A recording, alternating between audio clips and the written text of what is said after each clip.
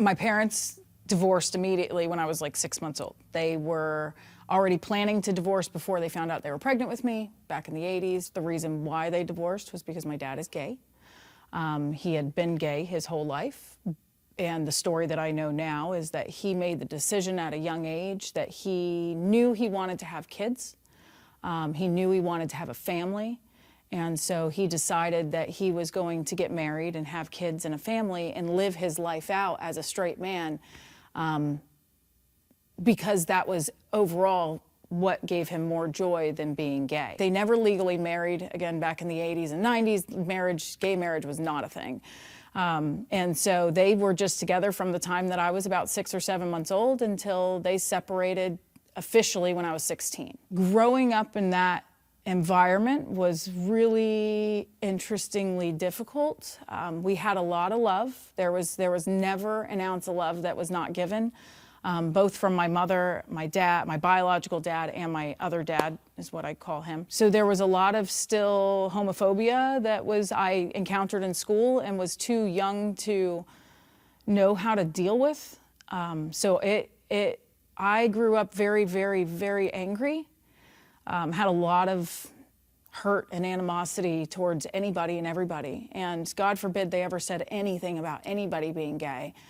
I got into a lot of fights, a lot of suspensions, a lot of referrals, starting at a really young age, which followed me all the way through middle school, still a lot of fights, and high school, where I finally sat down my 3 parents and said that I've got to get out of school in order to not go to jail. When I lived with my mom, basically once we got home, the bottle of wine came out and she shut herself down in the corner. Through most of the time that I lived with my dads, I was actually raised more by my aunt, my dad's sister.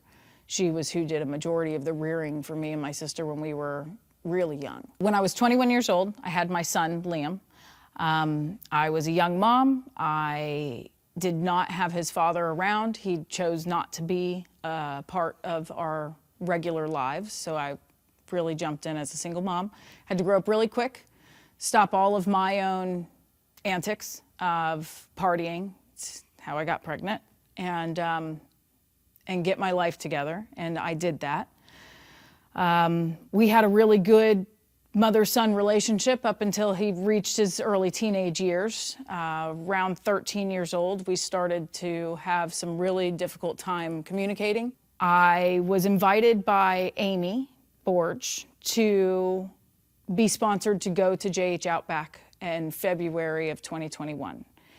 And I took Liam there. We did the mother-son weekend retreat. I went in there not a believer, I just didn't have any relationship whatsoever with God or Jesus or anything, and I didn't go for that. I went specifically to try to better my relationship with my son. Through going there and being there for everybody's testimonies and the prayers and learning a little bit more about God not being what I always thought religion was, and so structured and rules and regulations and me being a product of gay parents, like, where do I fit in with that?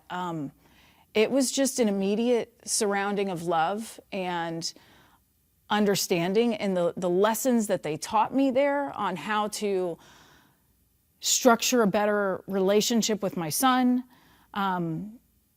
It changed our life together, because we left that weekend being able to, from that moment forward, sit down and just talk every night about what it is that we're going through in life, what it is that we feel like we need to share with each other, and then afterwards we pray for each other. My group did the trust fall. I was the first person to decide, okay, I'm gonna do it. I climb all the way up the 6-foot platform, and I was told that I needed to pray about what it is that I'm supposed to release. And I did not pray for what it was I was supposed to release. I did the trust fall and did not do it right, and was dropped and hit the ground. Immediately when I hit the ground, the word doubt came into my mind, and I pretty immediately knew that doubt was what I was supposed to release, and not whatever it was that I had tried to release to my family. And it was the first time that I felt like I'd been spoken to. And with that, I was able to, with my son's encouragement, I was able to then redo the trust fall the next morning without being dropped. I prayed properly and I released doubt. And from that point forward, when I released that and fell into everybody's hands, it was like a light switch changed. My life completely changed. And I had known at that moment that I was giving my life over to God. My life is still it's a struggle to make sure that I am sticking true to what I feel like I'm supposed to be and I'm called to do. And leading by example, not only to my husband, but to my own family, my two gay dads, my mom, my sister, and none of them are Christians or believers. And so I feel like my duty in life at this point is just to lead by example and show that, it's not an easy and it's an everyday decision that I'm going to live my life today by the will of God and try to put my own will aside.